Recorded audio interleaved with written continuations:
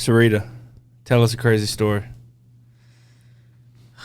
There's so many, but I think the one that I'm going to settle on is I was incarcerated in FCI, which is Federal Correctional Institute, Tallahassee, a women's prison. And they had just transferred this lieutenant from FDC Miami, the detention center in Miami. And the reason that they sent him or transferred him was because he was having relationships with women who were incarcerated at the FDC. He was a correctional officer? He was a lieutenant. Oh, wow. And they sent him to an all-female prison when the whole reason that they moved him was relationships with women. Smart. Yeah, amazing. So after a while, of course, he's developed relationships, Dirty dog. Yeah, with about 5 or 6 women who were incarcerated. So they do this investigation, SIS, which is the investigative service for the institution. They have this big thing and they decide they're going to make this bust, on the compound when he's getting ready to leave from work. The caveat was we later found out he was HIV positive. No way. Yeah, some of the women ended up turning up to be HIV positive. So when they came on to the compound to arrest him, he had a weapon. So he started shooting at them. They started shooting back at him. 2 officers lost their lives that day, him and 2 additional officers. And then another one was wounded. And that happened inside the prison on the compound. And then, we were on lockdown for 2 weeks. So did you hear the gunshots? Yeah, it happened on the compound. Y'all was freaking out? Smokes. Damn, that's wild. Crazy. Yeah, that's the crazy story. So, wait, he was like, I'm not going down like this, so he just started shooting? Yeah. Just had 5 girlfriends, man, calm down. What was going to be the penalty? Yes. Well, I think probably you can't. He had AIDS, and he knew that, and he was giving it to people, so that's a whole nother... In a position of power and... Yeah, okay. Because, a person that's it. incarcerated can't willingly enter into a relationship with a correctional officer. Isn't that like malfeasance, or what is it? Malpractice is what you're looking for? No, malpractice was about doctors. The law. Anyway. And this isn't a law show. This is P2P. Yeah. Man, that's crazy, though.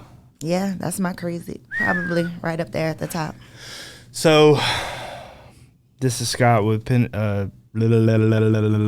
is Scott with Penitentiaries to Penthouses.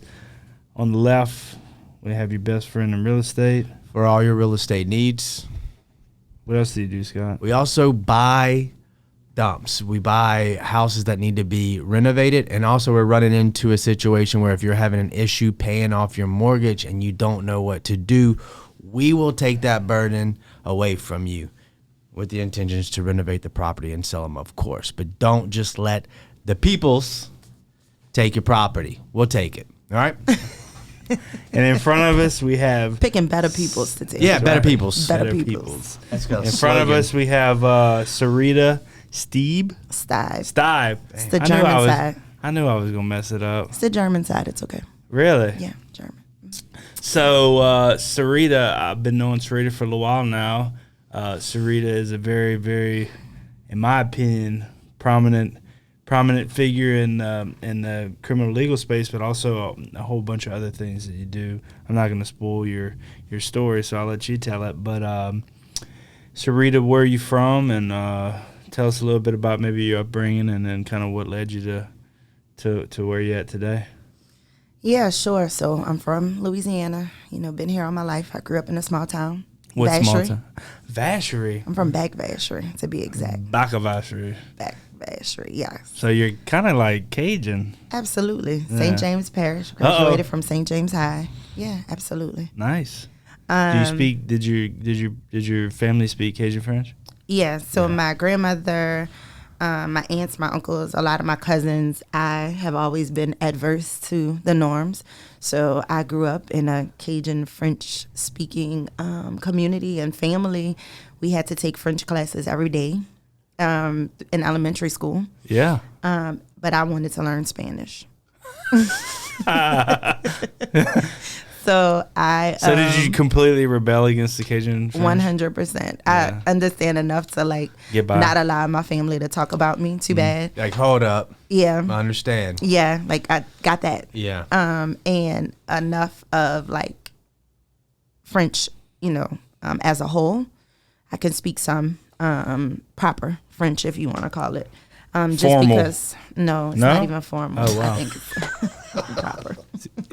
Improper French. Yeah, something of the sort. Okay. Also enough to get by. But like my sister, she's fluent in French, Cajun, and formal. So Yeah, I actually. So where I go on a hunting trip every year, and all the guys that I go to that particular camp with, they all speak Cajun French, and since I was a kid, I've been listening to it, and I've got other people in my life that speak it, and I've never taken the time to learn, but I've always wanted to, and I haven't. Before I decease one day, I would like to learn. I think it's just a cool language. It's one of those like esoteric languages that isn't prominent across the country, but it's really centralized to here. And one day I hope to do. Well, let's do it right now. So let's pause the podcast. Give them a little lesson real quick. You want to give me a lesson, Syrita? So did you end up Not switching at all. to Spanish? So like while they're going in their elementary French, you're in elementary Spanish? No, I'm going to French and I'm taking classes. That's why I can understand. I read a lot better than I speak. But while I was incarcerated is when I really started like picking up on Spanish and trying to like learn it. So I understand a lot in Spanish. I can read more Spanish than I speak as well. But what I found is that they have a lot of similarities. So sometimes, even if you're listening for certain words, no matter if it's in French or Spanish and even, slight Italian, they're similar. Some like root words. Mm-hmm. Yeah. A lot of languages like that. It's a melting pool of different languages built together. Yeah. Mm-hmm. Yeah. So you're from Vacherie. You grew up there. You went to school there. If you want to maybe just kind of tell us a little bit about your family and kind of maybe what caused you to go to federal penitentiary. So I think, growing up in the family that I grew up in, a lot of people always like tie a certain socioeconomic background to like people who are incarcerated or this story or picture of who's incarcerated. My mom was a judge when I went to prison. My dad was a supervisor at one of the refineries on the river. So from the outside in, two-parent household, both parents college graduates, and I was on a full scholarship to Xavier University in physics and engineering. Shout out. Really? Yeah, and I was in the Navy. Really? At the time I was arrested, yes. So you were a sea woman. Yes. A sea woman. Yes. But I still found myself in prison, at the age of 19. And what it was all wrapped in is that growing up, the experiences with trauma and them not being dealt with. I was physically abused as a child, sexually assaulted at 16. And I think for me, because of who I am, and I always have had like this resiliency or like, I'll just get over it or it's fine. I made the decision at 16 that the person who sexually assaulted me was my cousin's boyfriend, and he had watched me grow up. She babysat us when we were kids. So She was older? Yeah. And he was older? Yeah. Okay, So gotcha. he had been around all my life. So to me, he represented somebody safe, and like I'm in a vulnerable position. I'm 16. I'm smoking weed and I'm drinking, and he's the person that I'm like, oh, he's gonna deliver me back home safely. So like I choose. You put a lot of trust to go. in him. Yeah, because you've been around me since I'm 8, 9, babysitting with my cousin. Yeah, you're not supposed to be a creeper. That part. So when it happens and I'm dealing with that, you go through these issues of like, oh shit, it's my fault. I was drinking, I should have known better. And then when you build up the courage, I have the conversation with my cousin. The first thing she tells me is, oh, I heard you were, messing with such and such. And I'm like, what? And like in that moment, she had a young child, all of these things. I was like, if I tell her this, she is not going to be able to handle it.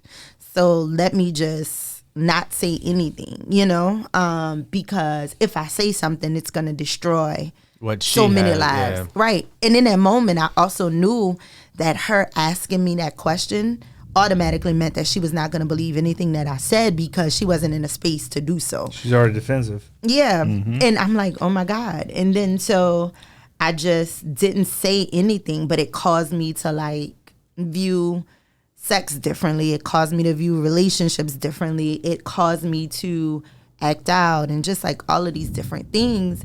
And it became a way of like now me saying that I'm not going to trust people. I'm not going to do these things and just, you know, just a whole lot of like harmful behaviors. So for me, that was my story of like, even with all of the things that I had access to, how I ended up, you know, in prison was really not dealing or having an outlet or being able to deal with, you know, the traumas that I had grew up with or experienced. So I found myself sentenced to 10 years in federal prison, 20 years in state prison, and $1.9 million in restitution. Jeez. All for the same thing. Oh, really? Know? So the state and the feds picked it up? Yep. Different pieces of it. So this is a crazy story. You know, my charges, I actually participated in the robbery of a car dealership. Yeah. So we stole cars from the car delership to Nice cars off ones? the show. Yeah, I mean, Like Hyundais? no, like sports cars or So at the time the Volkswagen Beetles had Yeah. just dropped again. So they had just opened the newer the model new ones. Yeah, like the new 2000 ones, 99 626s, Mazda 626s, and the Jettas. You know, they were like big then. Yep. So it was a Volkswagen and Mazda dealership. So we took the cars, the showroom full of cars. In New Orleans? No, we were in Texas. Oh, you went to Texas. So this is why, you know, we brought cars across state lines. You know, it was just a multitude of things. So That's how the feds got you. Yes, the feds ended up charging us for the theft of the arson of the building, because after we took the cars, Burnt we blew them. it up. No, the dealership. Yeah. Oh shit! This is like, was it an all-female cast in here too? Is this? It was 2 women, 2 men. So like, you know, Okay. you ever seen Gone in 60 Seconds? Well, Yeah. so I was thinking of a movie. I was trying thinking to it say, with Queen Latifah, where it's a So you full. thinking about Set It Off? Yes, I couldn't think of the name. No. Yes, I was like, what It if was this more is Set It Off? Nicolas Cage Gone in 60 Okay. Seconds. Hey, even good. Nicolas Cage, shout out. They made the movie after our crime. So it's about y'all. This is a documentary. It's a documentary. Not gonna say that. Not gonna say that. But hey, you they know, copied your swag, man. yeah, you know, just a tad. So, So they y'all charged us with the fire in the feds and then the theft of the cars in the state. Weird. Yes. So did they do that because they knew the state wasn't gonna be able to stick you for what the feds stuck you for? So they had no evidence. So no eyewitnesses, no surveillance, no DNA, like nothing to tie us to. Perfect crime. Just one of my co-defendants, Ratted. he told his sister what he did. And she told. Her boyfriend, Her boyfriend told. his friend. Oh, And his friend went Pillow forward for the talking. reward. Lots of pillow talking. Damn. And the friend went forward for the reward. So when they picked him up, he confessed, and then he tried to like set us up over the phone.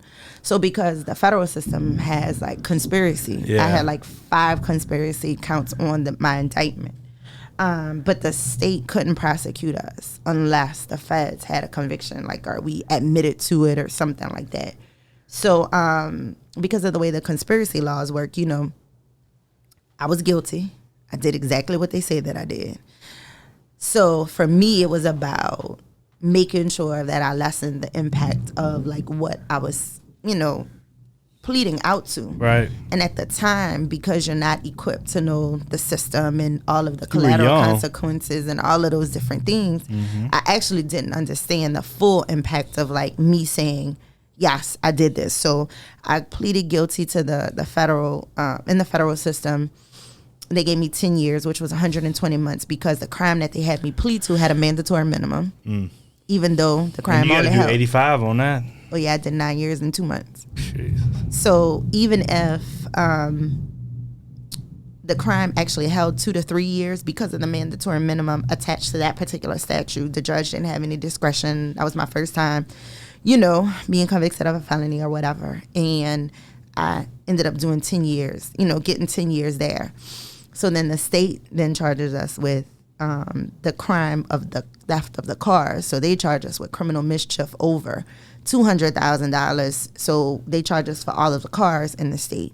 So then I got 20 years in the state of Texas, but it was nonviolent. So I actually ended up, making parole on the state charge before I was even released from the federal system. They ran it concurrent? They ran it concurrent. Well, what a blessing. Yes. Because there's a lot of people that do Fed time and then have to go do state time. Well, that is so what ends up happening is if the one thing, even though my lawyer was like trash, the one thing that he did do right is if you get your federal sentence first, they have the option to run it concurrent. But if you get your state sentence first, the feds are going to stack it. The way that the law is set up. So that was actually a good thing that you got your Fed time first. Because one of my co-defendants, he went to the state first, and he had to leave the state and go do federal time. I have a client right now. He's been incarcerated 51 years that I'm working with. He's a family friend. He did 50 years in Angola, and he just got transported to the federal system. And they're trying to tell him, like, he's under the old law, but they're not going to see him for another 10 years to go to the parole board in the federal system. So basically, he's got a proverbial life sentence as it stands. Yeah. So that was the only good thing that happened. So, but, I was 19 when I went in. I got out at 29. So what? So I'm sure you bounced around from different federal facilities, correct? You went to Oklahoma first or something, or where'd you go? Oh, Lord. So my first 5 years of incarceration, I was at 6 facilities. I used to fight a lot. Yeah. You got them hands? I'm too small. Yeah. Got to know how to fight. Yeah. I'm with you. And yeah, I wear glasses. I'm thin, I'm small, and I wear glasses. That's a bad combination to go anywhere and not know how to fight. Yeah, so you had to get it in. Did you know how to fight before you went? You kind of learned as you. Okay, gotcha. I was from the country. Yeah, you are tough. Yeah. It was from the country. We didn't have no fast food places, nothing to do but watch the sugarcane grow and fight. Yeah, that's nice. That's all you do. Ride 4-wheelers, that type of stuff. No, I'm familiar with the lifestyle. A lot of people go to prison and they either two things happen. You know this. They ain't never been in a fight in their life, but they lived a wild lifestyle, or they have been in a bunch of fights. But you're either gonna learn how to fight, you're gonna cower down, and then all the other stuff happens to you. You know what I mean? So, yep. Yeah, and I remember it was me and one other girl that were on the compound. We were the youngest on the compound. Really? Yeah, and I remember these grown women. I remember I wasn't on a compound probably 2 weeks, and there was this girl. She's over probably 6'4", 6'5", big, on the compound. People are afraid of her. Yeah. And I remember being in the bathroom, and she walks in, and she was like, "You're gonna do this," and blah blah blah. And then one of my other friends that I had knew prior to, she comes in. She fights all the time too. And I was like, listen. Let's get her. She got to go. This is not how it's going down. I'm not doing 10 years like this. You know what I'm saying? So it was just, you got to grow up fast, you know? It's survival of the fittest. Dog eat dog. So did you fight her? Mm-hmm. Yeah. So you get in a fight and what? They're just like, oh, you got to go somewhere else? Or do you continuously fight and they just move you around? You stayed in the Bronx or something? So no, I stayed. So that fight we actually didn't get in trouble for. But my issue is that I didn't discriminate against who I fought. Right. So I had a really big Equal issue opportunity busting ass. Okay. with the police. Oh, Yeah. shit. Yeah, I stayed into it with them. Yeah. I'm with you. So every time I got shipped, it was due to some Battery type on of correctional officers. interaction with me fighting with the police. Sometimes you got to do it. I think that sometimes you're just born in a way where, you're just genetically wired to be a fighter. Right. And at 19, I didn't understand what had happened to me. But I also didn't understand there were other ways that I could fight outside of physical altercations, That was the only thing that I knew. That was what I reverted to.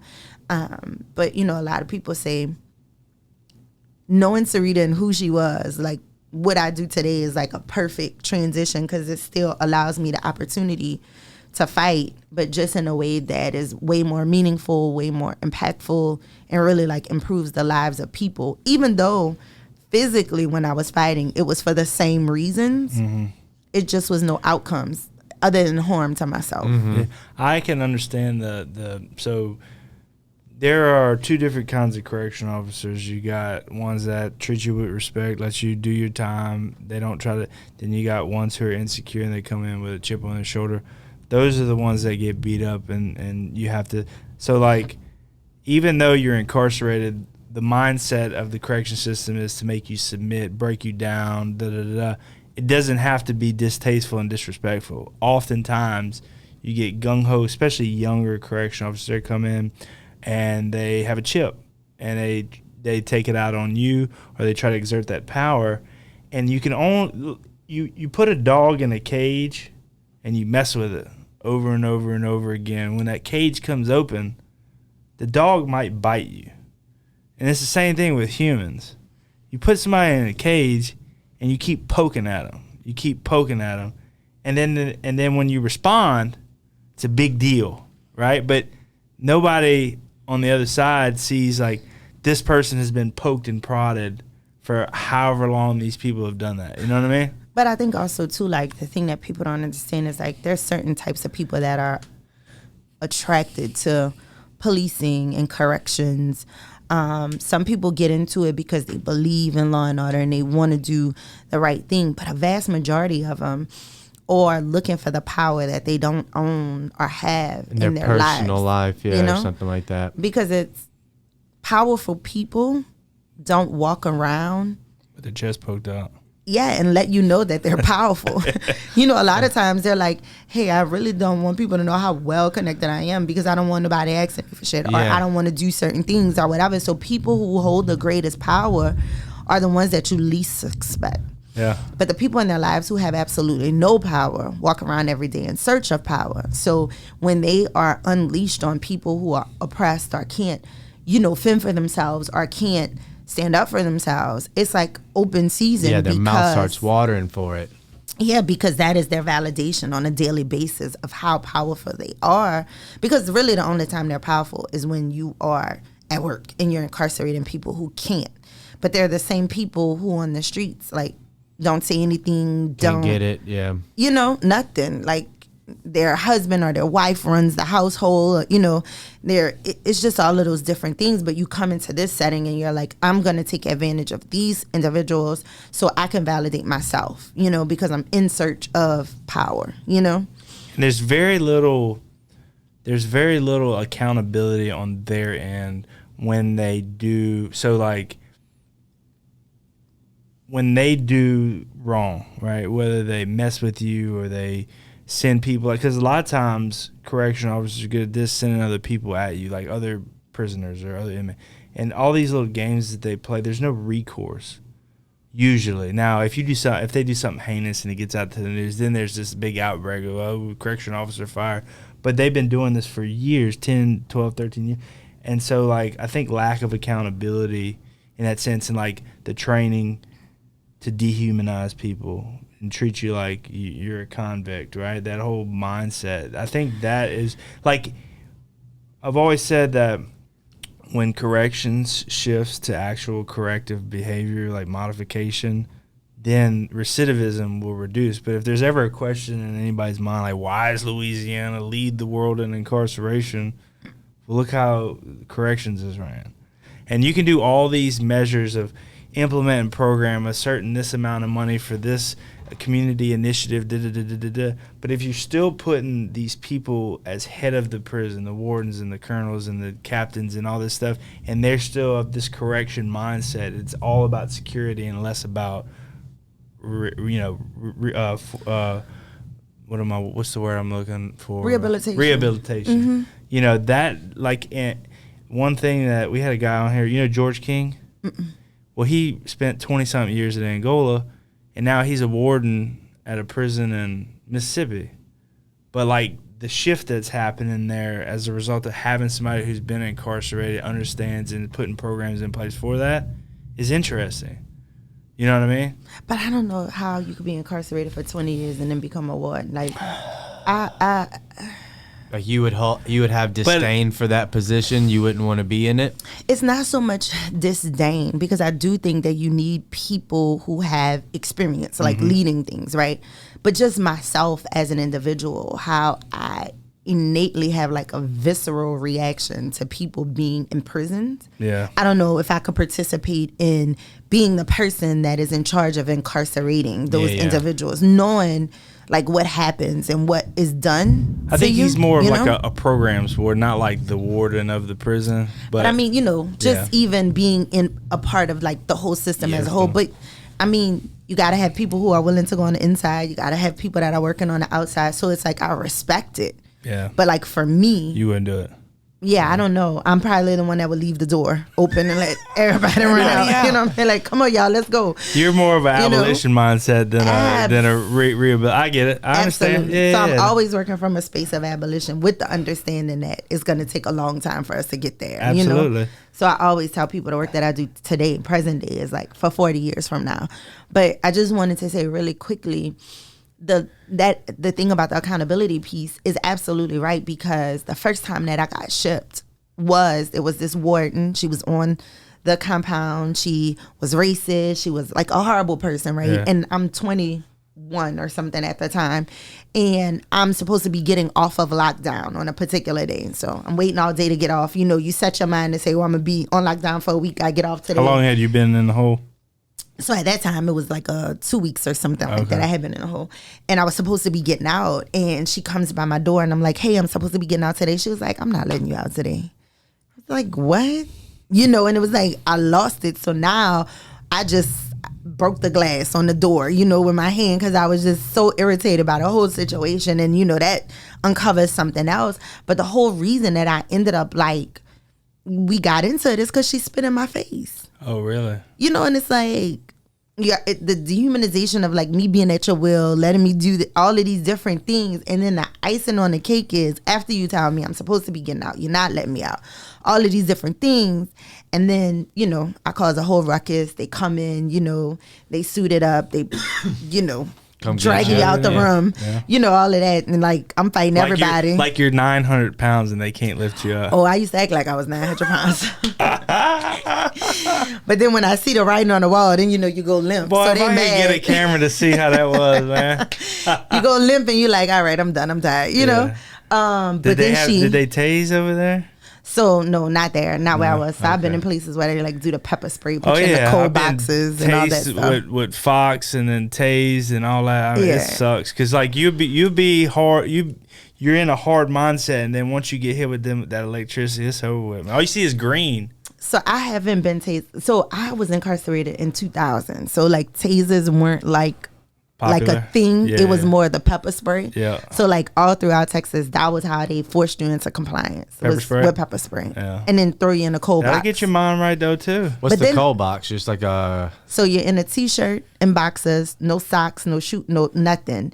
They pepper spray you and they put you in a cell that's 40 degrees. Yeah. And it's it's like a torture chamber. Yeah, cold. The cold box. Mm-hmm. So I had all those experiences, but just for her to spit on you, yeah. That's not on me, in my face. Yeah, that's like the OG insult from childhood to just everything. Yeah, I did a year on solitary after that straight. And that's the other thing. Rec alone, sell alone. Somebody can provoke you to the point of spitting in your face, and you respond. You're a human. So that whole idea, I get to dehumanize you, but if you respond, I'm punishing you. That doesn't make. That's not how you change. But that's where they people get their kicks off. These particular people, as she was talking about earlier, but they're that is that their entire applying for the job, the day in, day out, the wife, the husband saying you're not a man or a woman. Then getting into it with you. Then after it's all said and done, you said, the icing on the cake. That's what they've lived their life for. It's and then you know what I did? I spit in her face because she can't do shit. That is how they. And then that's how that particular person. Then I'm a year on lockdown. Boom. Rec alone, sell alone, no commissary, no visitation, no telephone. And then after the year, I'm shipped to Connecticut. So I'm shipped from Texas to Connecticut. It's just the things. How many prisons did they send you to? 6. Well, 2 jails and 4 prisons. So you was a traveler. I had. Did they fly you, or was it van? Oh no, most of mine. Fly? Yeah. Most they times, shipping you they were across shipping the country. Yeah. Did they send you to Maxes or something? So they only had 1 max in for females. For women, and I was in Texas, like where I started. Yeah. So instead of sending me to Max, because I'm still on the same compound for the most part, even though it's a segregated part, they shipped me to Connecticut. I get to Connecticut, and then I get shipped to Coleman, Florida, and I get shipped to Tallahassee, Florida, and then that's where I ended my time. So those were the 4. Are those mediums or lows or? So medium and low are kind of like together. So when I went to Coleman, I was in a camp, but I was only in the camp like 2 weeks, and then they put me back behind the fence. Oh, really? The camps are where it's at though. Like as far as like. Oh, not for me, because I'm not incarcerating myself. You give me a truck. You tell me to go drive around and do these things, I'm going to my house. I understand. Yeah. I don't have that type of self-discipline. Yeah, and that's what I told him. I'm like, listen, I got 5 years left to do. This not going to work for me. Yeah, having that little taste of freedom and then. Because I'm going. Y'all going to be coming and get y'all truck in New Orleans. I'm going home. Hey, at least you're honest with them. Yeah. Go on, put me back behind the fence where I can't escape. Did you have an opportunity to do like any programming or anything while you were there? Toward the end, so this problem. So a lot of the programming that we provide in my organization, Operation Restoration, is focused on people who have long lengths of time. Because I was 19, I had an opportunity to get into some type of like educational programming or whatever, I could have had my PhD or my master's or whatever it was before I even was released from prison. But a lot of times, the only thing that's available to you immediately might be like GED or something like that. But any other type of programming, there's a list. You got to get on the list. And then based on your release date is how they select whether or not you're getting into the program. Time oriented. Yeah. So it wasn't until I got to Tallahassee, and I had been incarcerated maybe about 5.5 years at the time, I was able to start taking college courses. No, I'm lying. It was almost 7 years I had been incarcerated. And I was able to start taking college courses while I was incarcerated. And it was like immediately, my incarceration changed. You know, at 5 years, I was ready. I had made 25. A light went off and was like, hey, you got to do something different. But as soon as I got in classes, it was like I had something to like look forward to. I'm working toward this business management certification. Yeah. You had that mind shift. Mm-hmm. Yeah. Well, education, I find, especially when you're incarcerated, like it does do. There's like a light bulb that clicks because you find like some worth in yourself. And so you were. But see, education was never like an issue for me, right? So like I told you, were you smart before you went in? So I had a full scholarship to Xavier, physics and engineering. Oh yeah, I remember right? she's saying that. See, I wasn't. I was a dummy. Yeah, you wasn't a dummy. You just didn't have nobody to focus on. Street smart, bro. I was street smart, but like everybody got skills. Like I skinned by my teeth to graduate high school, but like I didn't have anybody. Like my parents were good, right? But like nobody was on me about like my career choices. Like I wanted to be a nurse, but when I got a DWI, I got kicked out of that. That was like over with. So streets. But like I didn't understand that I had like an intelligent thought like 2 years into my incarceration. I was like, damn, that came out of the blue. Like really, I remember the thought that I had, and I remember thinking, damn, that's kind of like, I had an intelligent thought. And then when I started getting some education, like college education, I was able to exercise my brain and do different things with my mind that I never did before. And but people who are in the streets have to be analytical, Scott. Yeah. He's not taking that into account. Yeah. So, but it's like formal education, right? Yeah. Or like you said, you're giving yourself purpose. But the other thing you got to be careful for, what I had to remember, like once I got out, was sometimes we want to get validation from the level of education that we achieve, right? Because you're trying to fill these holes with like, oh, I'm not shit. Insecurities, Right. So when I got out and I got my degree in clinical laboratory science and I started applying to med school and all of these different things, I'm like, Sarita, what is your driving force to go to med school? You know? And is it like you like helping people, you enjoy, working under the microscope and all these different things, but like what is the real reason you're going to medical school? And like if I had to be like completely honest with myself, in my mind somewhere I thought if I'm able to amass a whole bunch of letters behind my name, then somehow I become more valuable or more relevant, or people are going to listen to what I have to say about this work. You're no longer like an inmate, or you're just you're formal. You're stacking all of it. Maybe that'll drown out. I had that same insecurity with, and I don't know if you had it, but like when I came home, I was kind of timid. Like I'm vocal about my incarceration, but when I first came home, I was super scared that people, especially in the interpreting, were going to find out that I was formerly incarcerated, because I thought it was like this big bad thing. And it wasn't until I gained some security and some confidence about my story that it wasn't that bad after all. But like I think a lot of people come home, and you deal with this because in the work that you do. But like it's like we're so afraid to be found out, or we're afraid like what media has portrayed to the community and what they think about people that come home from prison. It's like that we do have so much more potential than we give ourselves credit for. But it's also the dehumanization. But the dehumanization that happens while you're in there. Yeah, no, for right? real. I tell people all the time, I was like, I didn't hear my first name for 10 years. You so had like a number?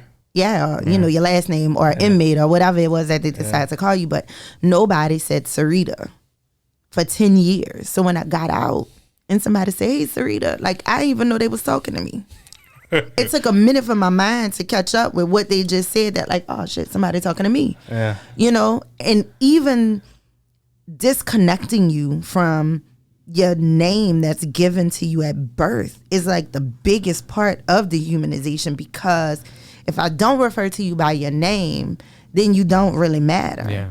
So even trying to find that connectivity back to your name is a big piece of like those insecurities about like who you are, and then it's like you still trying to figure out what the hell just happened to you, because it's like basically like somebody just picked you up, they kidnapped you, they put you in this alternative reality of sorts, and prison itself has its own like community, its own rules and regulations, whatever.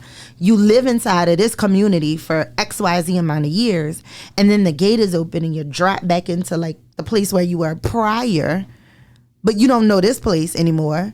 So then you're like, not only are you like trying to get reacclimated with society or re-enter, whatever the terminology is that they want to use, you really are trying to figure out who the hell you are in a place that's supposed to be home, but everybody treats you like they did when you first left, because that is how your relationship was interrupted. I remember having like a lot of conversations with mom. I'm like, Mom, I'm 30, I'm not 19. Like, you can't keep treating me like I'm 19. But like our physical interactions and relationships were interrupted at 19. Right, so it picks up back where it left off. Where you left off, because that is what they know, and that's where you're comfortable. You go back into old habits. So you don't get to know the 30-year-old because the only person you knew was the 19-year-old.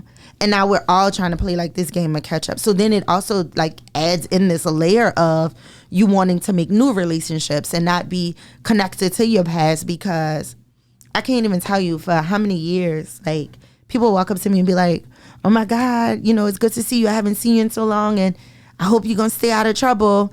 And I'm like, wow, I haven't been in trouble in 14 years. What are you talking about? What are you talking about? Or, I would meet people and they'll be like, hey, like my mom, she would be like, don't drink. If you go out, like call me, blah, blah, blah, whatever. I was like, I don't even drink anymore. Don't smoke weed. Don't do any of those things anymore. So like, even for you to like preface me saying, hey mom, I'm going out, I'm going this place or whatever, and like your major concern is like me getting in trouble. So now I'm picking up the pieces of your trauma while I'm trying to deal with mine. Yeah. Man, I never thought about it like that. I dealt with similar things when I came home, but I never thought about it in that sense. It's interesting. Mm-hmm. Yeah, because all that's, I think everybody who's done a significant amount of time deals with that. There's that gap. The gap that you said, and it's like when I came home, everybody remembered Scott, drug dealer, wild, crazy, party animal, whatever. And there was a period of time, even when I was trying to marry my wife, people were like warning her. And I was completely different. But that gap, and there's nobody puts a human there during that gap. So like you said, they only know the person that was picked up by the UFO and brought to a different planet. Mm-hmm. And that's who they expect to come back. Because they don't know the different you, and they don't get to know the different you. All these assumptions of who you are placed upon you because that is all that they know. And then a lot of times, like, your relationships with people while you're incarcerated are like so surface. Like, I remember my mom coming to visitation and we're talking about the weather and we're talking about sports. We're talking about family members. We're talking about where they're going and what's going on. Small talk. But I'm not able to tell them that, shit, somebody on the tier just died last night, you know. This person in the hole like swallowed razors and killed themselves, or, you know, just like all of the different things. Like, how do you talk about that in visitation? Yeah, the chaos that we see daily in there. That you live in. Yeah. You know? Chaotic. And it's like, you don't go out in visitation and talk about that. So it's like, not only is it like designed to like break family connections and all of those things, it's like, you literally have not had a legit, real conversation with the people that are closest to you for the entire time that you're in prison. Yep. You're right. Those conversations are reserved for the people you're incarcerated with. Yep. Your friend that you may find that you're in there, and that's the person that you begin to like confide in and depend on and talk about, and you build your family in there, and then you get out and you can't even talk to them. Yeah. I know that was one of the hardest things for me is the relationships with especially the deaf guys that I lived with. Like, I think I had like this guilt, like that I got to leave and they didn't, like, for a while, man, and it messed with me. But like, I always, like, I desired to talk, because that's who I talk to every day for umpteen, you know, however long. And then you just, again, abruptly, even though it's a good thing that you're home, you kidnapped. Yeah, but it's like you're abruptly removed from that, from people that you're close with again. So I tell people going into prison and being released from prison, even though you don't think about it in this way, is the most isolating experience that you could ever feel. Yeah. And you're grieving on both sides. So you're grieving for the life you just lost and what you gave up going into prison. And that's the isolating feeling. And then you find your way in here and then you're like ripped out again. So now you're grieving the people that you left behind, that guilt and all of that stuff. And you can't talk to your family who you've now just been dumped back onto, because they're like, oh, well, you're home now. Like, why are you worrying about what's going on in here? Or, you know, and like, I literally was at my last institution for 5 years straight. So I had people that I started my time with who had now came to the prison where I was, or what. So I had literally spent like the last 8 years with certain people that I was incarcerated with, or 7 years, or 6 years, or 5 years, every single day. Yep. It's experiencing like the same trauma, you know, living in a room. Like my last roommate assignment, we were in the room together for like 3 years. So living in like this little bitty box for 3 years with somebody is like, and then when I leave, like, I'm not supposed to think, I can't talk, I can't check on them to make sure that they're okay, check on their family, like none of that. Can't send a text, good morning, queen. Nothing. Nothing. Yeah, it's wild. So it's almost like whenever you go in, there's that isolation, and then whenever you come out, there's that isolation. Like, it's all new. Because, like, you're going in for double-digit years, you know, so shit like iPhones and stuff out. Now there's probably a new Volkswagen model out, you know. That Listen, the internet didn't exist when I went in. You went in before internet? Yes. Come home and life was just different. Man, come home and somebody's telling me to apply for a job on online. Like, what computer? So we had like IBM. Yeah, I know. My class in school was C++ and Java programming. So when I went in, the IBM model still had the circles. You know, you type in this. JKL semicolon. Listen. Mavis Beacon, did you do that? Yeah, absolutely. Yeah. So it's like, and then you get out and like the world has like left you in the rearview mirror, right? And then you have to explain to people like why you can't work a smartphone, why I was like, I remember going to workforce like clear as day. They wanted you to go there, register so you could apply for jobs or whatever. So I go in and the computer they sit me in front of is off. Oh, shit. Didn't know how to turn it on? Listen, didn't even know how to turn it on. Nobody said this is the power button on the CPU, this is how you turn it on or whatever. Nothing, right? So I'm sitting there and I'm like, ask the lady for help or whatever. And I'm like, something's wrong with the computer. I'm like, it's not on. I'm trying to touch it. She was like, you just need to turn it on. And you know me, I snap and I'm like, before I knew it, I didn't cuss. And I'm like, I just got out of prison after 10 years. These things didn't even exist before I went in. Put it on so I could figure out what's going, like I just snapped, right? And then what it did was it gave me a negative feeling around computers. So I didn't want to learn. I didn't want to be on them because it was something that immediately somebody Kinda else like was able inferiority almost. Yeah. make me feel so stupid about that I didn't even know how to turn on a computer. Now you can't be vulnerable or tell people or ask people for help. It was the same thing. I'll go to Victoria's Secret for the first time, Got them fresh pair of thongs? No, I was trying to go buy a bra. Oh. Because in prison you wear sports bras. Women wear sports bras, right? So I went in at 19, got out at 29. So my shape is a whole lot different. When I went in, I probably was like a A&a-half. Right. And I get out, I'm a little full B or something, you know. So I get out and I'm like, go to Victoria's Secret and I'm asking them to buy a bra. And she's like, well, what size do you wear? I said, ma'am, I don't know. What size I wear? She's like, this lady's probably... I've been wearing sports bras for 10 years. So she was like, what do you mean? You don't know what size? Like, what the last time that you bought a bra? She was like, the last time that you bought a bra, like, what was the cup size? Or are you a 34 or 32? I'm in the middle of the mall. Again. Feeling having inferior and like having a snap on somebody. So I'm turning around, I'm like, listen, I was just in prison for the last 10 years. I don't know what size bra I wear. Don't y'all have like measuring tapes or something? That's why I'm here. To figure this shit out. But it's always like you have to have this certain level of like, I don't even know. It's like almost like you can't feel the feelings that you're actually feeling. You don't know how to process it. Like a weird like patience kind of like just to like, oh my God, lady. You don't even know how to like just say like, I don't even know what you're talking about right now. Mm-hmm. Because they make you feel like, well, why don't you? They make you feel stupid. They look at you crazy. Yes. It's like you're an alien. Yes. Instead of just saying, let me help you. Customer service is dead. So you hear that, people listening or watching, if somebody has no idea what the hell you're talking about and you think, hey man, we're just trying on shoes here, maybe they just went to prison for a long time and they don't get what you're saying. So have a little compassion out there. Damn it. Just a tad. Just a tad. Well, look, we're coming to an end, but I want to talk about today. Okay. So tell me what year you got released. 2009. 2009. All right. What was your biggest challenge coming home? Well, was that like kind of technology. Mm-hmm. Yeah, and that's a lot of people. Especially like the people that you're talking about did 50 years and stuff like that. I can't imagine. So technology, and I was released post Katrina. Oh, wow. So I went back to New Orleans. Even though I'm from Vacherie or whatever, like I told you, I was at Xavier. I had moved to New Orleans. My grandfather, everybody is from there. Mm-hmm. Vacherie was fine. It hadn't changed at all. But like being put in a halfway house in New Orleans, in a city that I knew prior to going to prison. Or you thought you knew.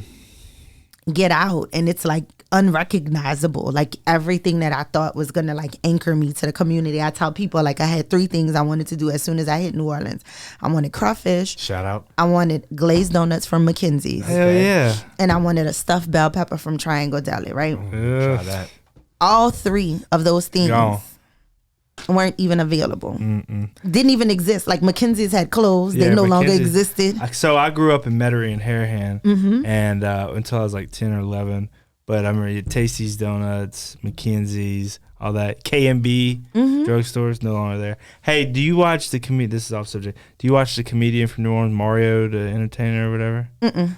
Okay, he did.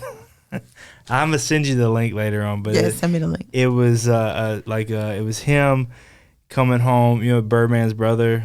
They call him Giggity or whatever. Anyways, he was gone for like 20-something years. And you know how they tore down all the projects, Magnolia projects, and they built those townhomes and stuff like that? So he does this little thing about he's acting like baby's brother. He comes home and he's looking all around. I'm gonna send you a link. It's hilarious. That's how I felt. Yeah. Like not even to no directions, nowhere to go, how to get places. So I think those were the two hardest things for me, like coming home. Yeah. Yeah, I can imagine. Going to it's like a whole new city. You got to figure it out. So I want you to tell everybody what you do today, because I really want to hone in on that. I want you to plug Operation Restoration, but I want you to really tell people what made, I know what made you start it, but like the why, and then what you do for people today. So yeah, I run a nonprofit. It's called Operation Restoration. It's a national nonprofit, but we're based in New Orleans, and it focuses specifically on women and girls and helping them to transition into society after incarceration by removing as many barriers as possible to make that reentry easier and more successful. It started because just the things that I told you earlier, like the dehumanization, constantly feeling humiliated, not having access to services, not being supported. I remember being in the halfway house, and because there were only 8 women in the halfway house, but 80 men, they didn't even talk to us. We didn't get provided the same resources or access to the resources because we were a smaller number. So the reentry for women, when it looks a lot different from men, it also becomes a lot harder because it's not a focal point. It's not something that people are talking about. On the back burner.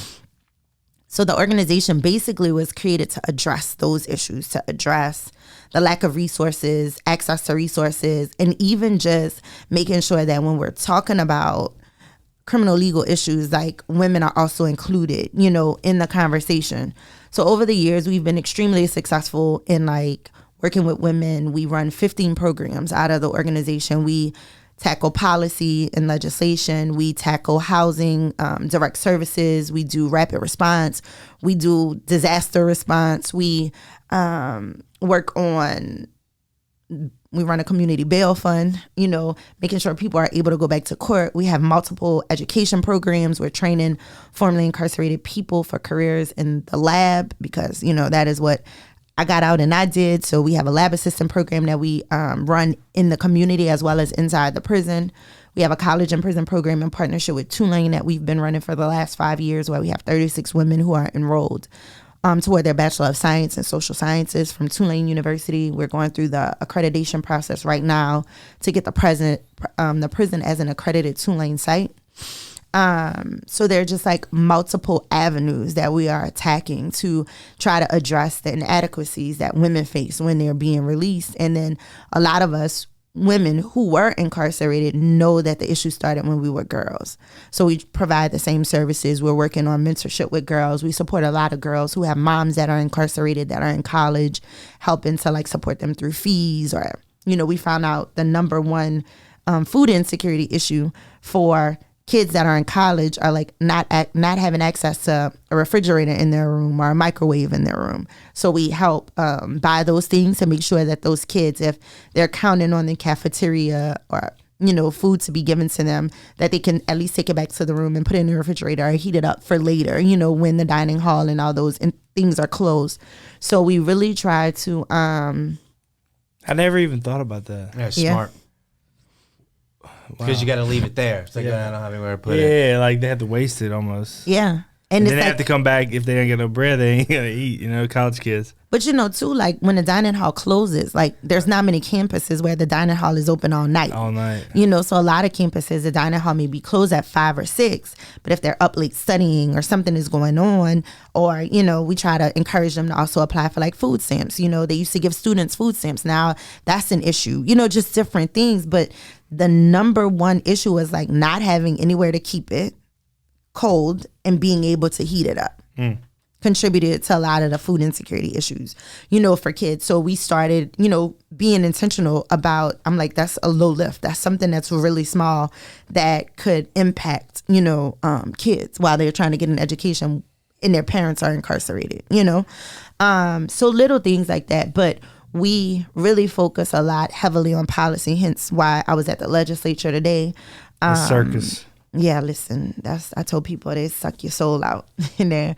But really passing quality policy that allows lives to be impacted in a better way. You know, the first piece of policy we passed here in Louisiana was the ban the box on college applications. I remember so removing the box off of college applications, asking had you been convicted or incarcerated, removing that box allowed people to actually have access to higher education. We made Louisiana the first state to do that in 2017. We've done it in 7 additional states since then. We've worked on reinstatement of Pell, so now people who are incarcerated. I remember they did it. Didn't they do a story about you with? So you want to tell that story real quick? No, you tell. Go. I don't know. I just know. Okay, tell me if I'm wrong. If I remember it correctly. Now that you said that, it kind of refreshed my memory. You originally applied, and they denied you. Mm-hmm. Then you lied. Not lied, but you just. I did. I unchecked the box. Yeah, unchecked the box. You got in. 2 years later. Yep. Yeah, and so but just goes to show you, like, they denied you. Perfectly capable human being of going to get in that same transcript, same application. The only change I made was I unchecked the box. I was denied within 24 hours when I checked the box, and I was accepted within 24 hours when I unchecked the box. And let me ask you a question. Has anybody ever explained to you, because it doesn't make sense to me, what is the purpose of even asking? If a person has enough gall to go get an education, why would you impede progress? Is there a reason? No. So most colleges are under the fallacy that they're legally required to ask the question. There's no legal requirement because they think about, if I allow someone on campus who has a conviction and something happens, legally they could be sued or they're responsible for like allowing the person admission. There's no legal requirement for colleges to ask this question. But then they come up with things like, oh, sexual assault on campus is really high. Absolutely. And you should address that. But knowing that 50% of the crimes that are committed on campus are committed by non-students, and the 50% that are committed by students, 90% of that 50% have never committed a crime ever. Yeah. So like, who are you really trying to target when you're asking this question? Background. Right. It's not even about public safety. So Arizona State University. It's a good stat, by the way. Was the largest public university in the country. So during the Obama administration, they voluntarily removed it off of their application, right? And there was no impact on campus safety at all in any negative way. So there are multiple schools that have been doing this for a long time. But the problem is that if it's not legislated, it can change at any moment. Man, well, look, we're out of time, but man, I could talk to you for another 3 hours. Yeah, this is awesome. I was supposed to be somewhere 20 minutes ago. Yeah, we're going to have to do a part 2, 3, 4, and 5, and 6. I know you got plenty of stories and things to tell us. Well, we appreciate you coming on. Absolutely. And we'll have to get you back. And thank y'all for having me. No, thank you for making time. Operation Restoration, www.or-nola.org is the website, and on all social media channels, it's Operation Restoration.OR. And we're going to plug it on there are going to be links in the description. Yeah. All right. Thank you. Thank you.